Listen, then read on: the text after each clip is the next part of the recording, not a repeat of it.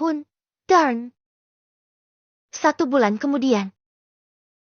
Assalamualaikum warahmatullahi wabarakatuh. Saya selaku ayah dari putra saya yang bernama Darn Sky Abraham, yang berulang tahun hari ini, mengucapkan banyak-banyak terima kasih untuk adik-adik semua yang mau datang, untuk menghadiri acara pertambahan usia anak saya. Saya merasa sangat terhormat dengan kehadiran anak-anak surga seperti kalian. Bahagia sekali rasanya hari ini dapat bertemu dan menyapa kalian.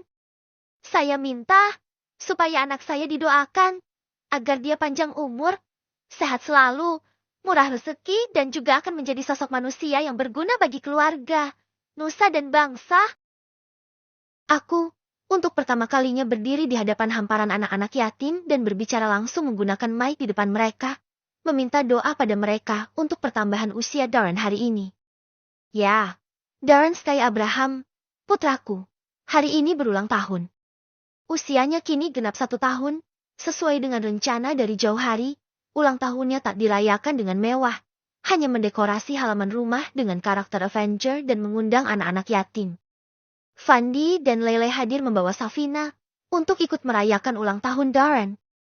Halaman rumahku kini dipenuhi dengan hamparan anak yatim dari 3 panti asuhan. Aku meminta Adnan untuk mengundang mereka semua dan alhamdulillah, hari ini mereka hadir. Keceriaan di wajah mereka tampak nyata saat mereka bermain dan menikmati makanan yang disajikan. Hatiku juga rasanya sangat gembira, bisa membuat mereka tersenyum bahagia. Darren dan Larissa duduk di sebuah panggung kecil yang dibuat untuk menyimpan kue ulang tahun. Putraku anteng dengan mainannya. Beberapa anak juga menghampiri dan mengajaknya bermain. Larissa mengenakan sebuah gamis dan jilbab dengan warna senada untuk acara ini. Dia yang menginginkan tema Islami untuk ulang tahun anaknya. Fandi membawa Safina pada Darren. Bocah perempuan itu tampak menyukai Darren, bahkan sesekali akan menciumnya. Setelah aku yang memberikan sambutan di depan anak-anak yatim, juga pengurus yayasan yang ikut. Gantian ustadz dan juga seorang pembaca Al-Quran yang tampil untuk melantunkan ayat suci Al-Quran sebagai pelengkap acara ini. Hebatnya lagi, sang pembaca Al-Quran itu adalah salah satu anak panti asuhan yang menjadi yatim piatu sejak usia 8 tahun. Kini usianya 16 tahun dan dia katanya berhasil memenangkan berbagai macam lomba baca Al-Quran sebanyak 6 kali dalam kurun waktu 3 tahun di beberapa acara lomba. Masya Allah sekali. Aku bangga padanya. Aku sendiri bahkan tak bisa membaca sebagus dia. Masih terlalu dini untuk dikatakan bisa baca Al-Quran karena memang bacaannya yang buruk. Hehehe. Setelah acara demi acara dilaksanakan, giliran acara inti yang akan dilakukan, yaitu acara tiup lilin. Lilin dengan bentuk angka 1 itu dinyalakan, lagu ulang tahun dinyanyikan ramai oleh anak-anak. Darren tertawa riang mendengar nyanyian mereka. Dia bahkan menggerak-gerakkan kepalanya ke kanan dan ke kiri mengikuti alunan lagu ulang tahun. Mulutnya bergerak mengikuti yang lain bernyanyi. Aku dan Larissa sejati gemas sekali padanya. Dia sangat pintar dan mudah meniru sesuatu. Tiba saatnya meniup lili. Larissa mematikan apinya dari lilin tersebut. Aku terheran-heran dibuatnya. Kenapa kamu yang matiin lilinya? Tanyaku. Dalam Islam, gak ada yang namanya tiup lilin saat ulang tahun. Makanya aku langsung matiin begitu lagunya selesai. Ulang tahunnya gak ada tiup lilin. Cuma buat formalitas aja biar ramai. Tuturnya, sambil menyingkirkan lilin angka 1 itu. Kata siapa? Enggak Lele.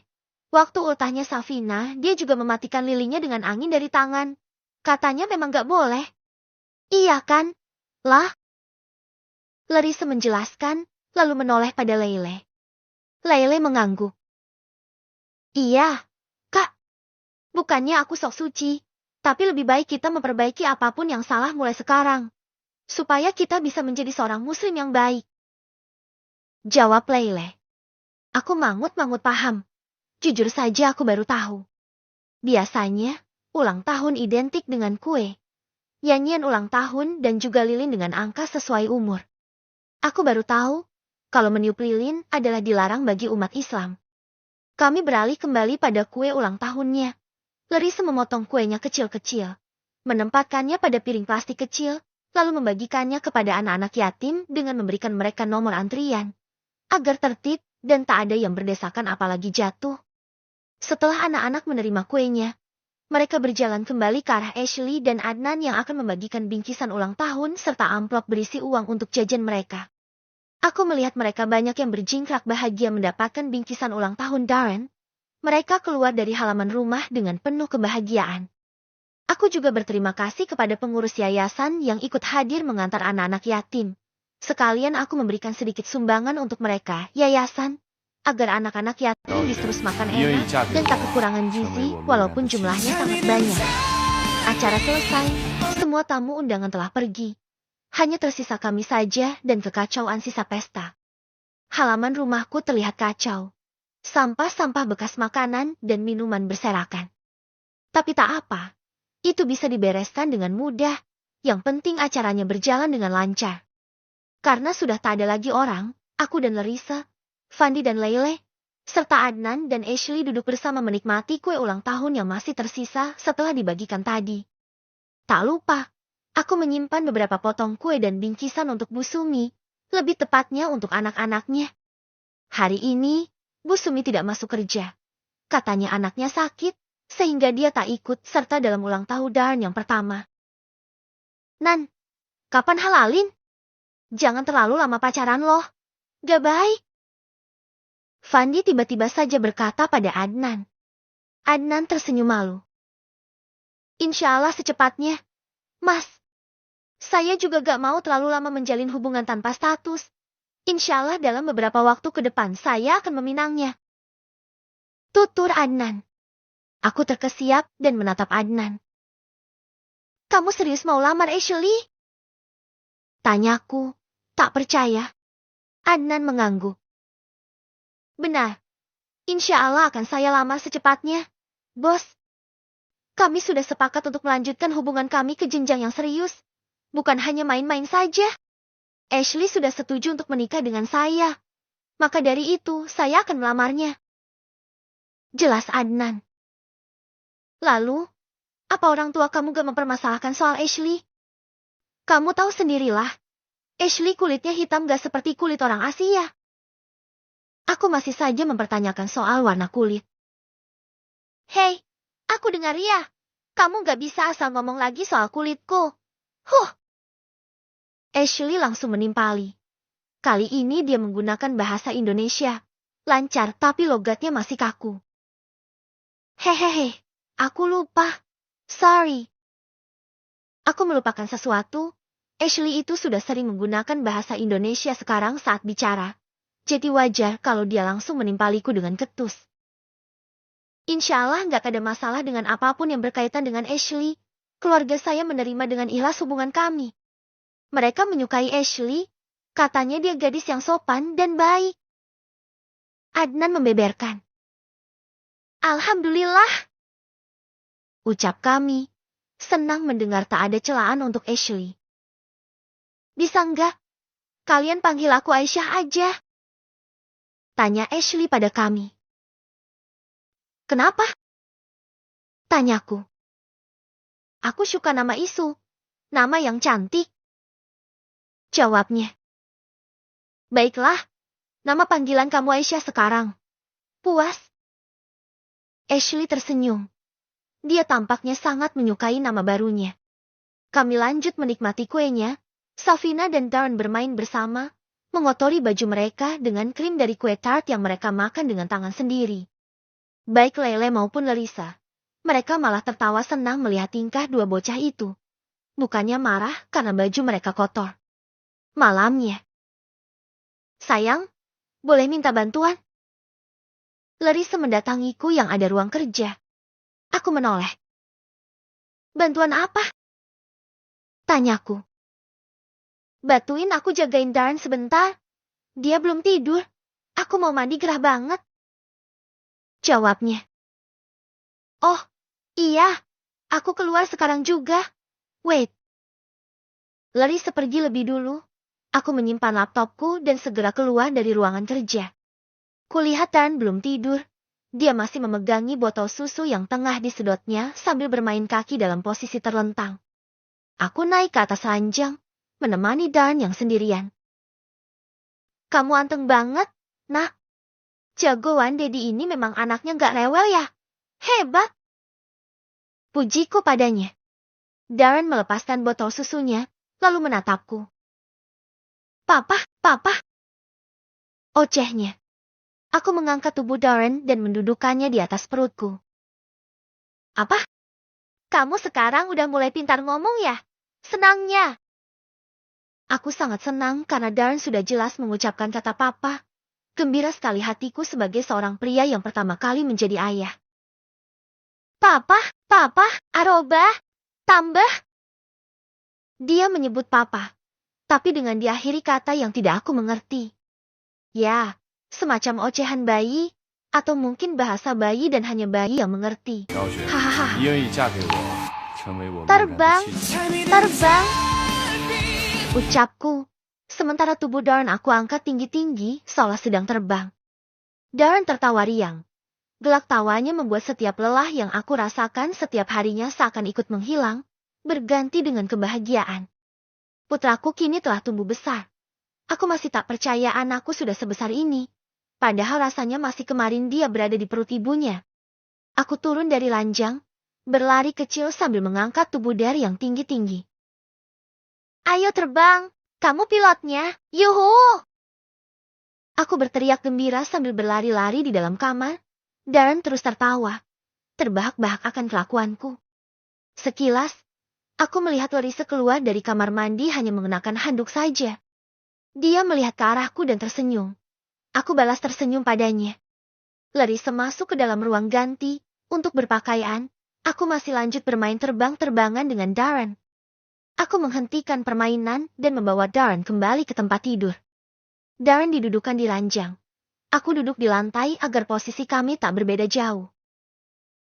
Kalau udah besar, Darren mau jadi apa? Tanyaku. Darren memegang hidungku. Papa, papa, papa. Ucapnya. Mau jadi kayak Daddy. Bagus dong, karena Daddy kamu ini ganteng, cool dan keren, idaman para cewek. Aku menyombongkan diriku. Kepedean. Darren jangan jadi kayak Daddy ya. Daddy itu orangnya mesum. Larissa menimpali, lalu duduk di tepian ranjang setelah menyisir rambutnya. Kata siapa? Aku mesumnya cuma sama kamu doang kok. Wajarlah namanya ke istri sendiri, daripada mesum ke cewek lain. Hayo. Tetap aja, pokoknya Darren gak boleh kayak Daddy keturunan mesum. Darren boleh seperti Daddy sifatnya aja. Yang baik hati, rajin, sayang keluarga, cinta istrinya dan gak pernah merasa sayang atas rezekinya. Selain itu, Darren lebih harus seperti Mami, oke? Larissa mendokterin putraku sejak dini. Jahatnya. Enggak, Darren juga cuma boleh mirip Mami soal baik hatinya, lembutnya, perhatiannya, kesabarannya. Jangan menurun ke Mami sok cerewet, jutek, galak, suka siksa Daddy dan segala keburukan Mami. Oke. Gantian aku yang mendoktrin Darren, membalas Larissa. Ih, kok gitu? Itu sama aja kamu gak bolehin Darren seperti aku. Larissa berkacak pinggang dan mengomeliku. Lah, kamu juga tadi sama. Gak ngebolehin Darren seperti aku. Wajar dong. Kalau aku juga gak mau Darren menurun sifat buruknya dari kamu. Jadi kamu mau bilang kalau aku itu istri yang bersifat buruk ya? Tapi gak berani dan cuma berani sindir lewat Darren. Heh? Larissa menjewer kupingku. Bukan gitu. Bukan gitu. Sayang.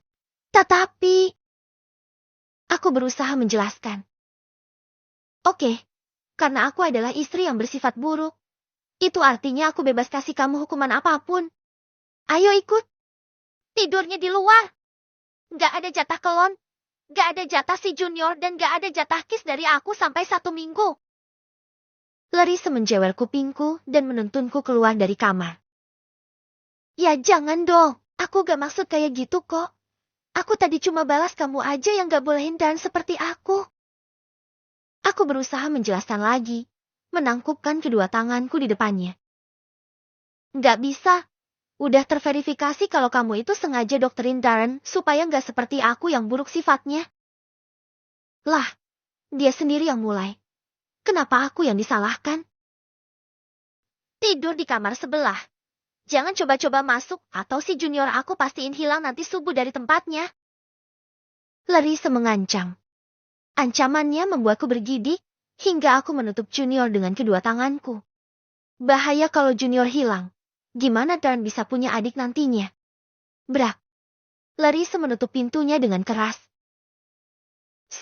Please, Bu. Aku mau memohon, tapi aku ingat kejadian waktu itu, saat Larissa mengusirku keluar dari kamar dan ketika aku memohon justru dia malah melempar sesuatu ke pintu. Ah tidak, aku tak boleh membuatnya semakin ganas. Larissa itu sulit ditebak. Dia wanita yang lembut dan manis, tapi kalau marah tak pernah dengan perkiraan, sadis sekali. Aku mengurungkannya, aku memohon padanya. Aku berjalan gontai ke arah kamar yang terletak di sebelah kamar kami. Kamar itu adalah kamar lama Larissa sebelum kami saling mencintai. Aku masuk ke kamar itu. Menyesal sekali telah membalas Larissa tadi. Jadinya aku harus tidur kedinginan tanpa dapat memeluk tubuhnya itu. Saat masuk ke kamarnya, belum ada yang berubah di sana. Masih sama seperti dulu saat ditempati oleh Larissa. Foto-foto imutnya masih terpanjang di dinding. Foto-foto dirinya saat masih sekolah. Aku tersenyum melihat wajah Larissa saat berusia 17 tahun. Aku rasa wajahnya tidak banyak berubah. Dia masih semanis dulu. Sangat cute seperti masih usia belasan tahun. Aku mengusap wajahnya di dalam foto. Senyuman itu, mata itu, dan bentuk wajahnya itu masih sama. Kamu gak pernah berubah ya? Masih seimut dulu, sayangku. Masih seperti anak SMA yang manis. Gumamku saat menatap wajahnya di foto. Puas memandangi fotonya, aku duduk di meja belajarnya, membuka laci dan menemukan buku-buku lamanya yang tak pernah dibuang. Aku mengambil satu persatu bukunya dan melihat tulisan Larissa yang rapi. Dia memang gadis yang cerdas. Hanya saja tak memiliki keinginan untuk menyalurkan kecerdasannya itu. Sayang sekali. Aku menemukan sebuah diary kecil di samping buku-buku pelajaran. Aku penasaran ingin membaca curhatan apa yang ditulisnya dalam buku itu. Aku mengambil dan mulai membuka halaman demi halaman buku kecil itu. Aku tertawa membaca curhatan Larissa tentangku. Dia menulis bahwa aku ini galak, menyebalkan, cuek dan seperti manusia kulkas yang dingin. Itu ditulisnya saat pertama kami menikah, yang mana saat itu aku memang seperti yang Larissa tulis. Aku terus membacanya. Geli juga membaca curhatannya tentangku. Aku seburuk itu di matanya saat itu. Hahaha. Kemudian, dari pertengahan buku hingga akhirnya halaman, Larissa menuliskan perubahan sikapku. Dia bercerita bahwa aku ternyata baik dan sangat tulus. Dia memujiku tampan dan banyak lagi yang ditulisnya. Kau tahu? Larissa bahkan menceritakan saat aku memerawani dirinya di hotel. Dia bilang rasanya sangat sakit tapi enak juga. Hahaha. Larissa. Aku tak menyangka kalau dia selalu menulis setiap momen bersamaku juga sifat-sifat suaminya ini. Aku tertawa terbahak-bahak sendirian saat membaca curhatannya, yang bagiku sangat lucu. Setelah membaca buku diary yang entah sampai berapa lama, aku naik ranjangnya Larissa dan berbaring. Aku harus tidur, karena besok aku harus ke kantor. Klek. Tiba-tiba, aku mendengar suara kenop pintu diputar seseorang. Itu pasti Larissa. Aku buru-buru memejamkan mata berpura-pura tidur. Seorang masuk ke kamar ini dan mendekat ke arahku. Aku bisa merasakannya dari suara langkah kakinya yang mengenakan sandal bulu. Tak lama, aku merasakan sosok itu mendekat, duduk di sampingku dan menyelimuti aku hingga ke dada. Kurasakan belayan halus di pipiku, dan sebuah kecupan hangat di kening dan bibirku. Selamat malam, sayang, suamiku yang menyebalkan, ucapnya. Kemudian, dia berjalan menjauh, lalu keluar dari kamar ini setelah memberikan kecupan hangat padaku. Aku terduduk setelah Larissa pergi, senyum-senyum sendiri karena baru tahu kalau Larissa selalu seperti itu setiap kali dia mengusirku dari kamar. Ah, romantis sekali istriku itu, aku semakin mencintainya. Aku masuk kembali ke dalam selimut dan tidur dengan hati gembira. Tidur yang nyenyak untuk menyambut hari esok yang penuh cinta dengannya. Engagement.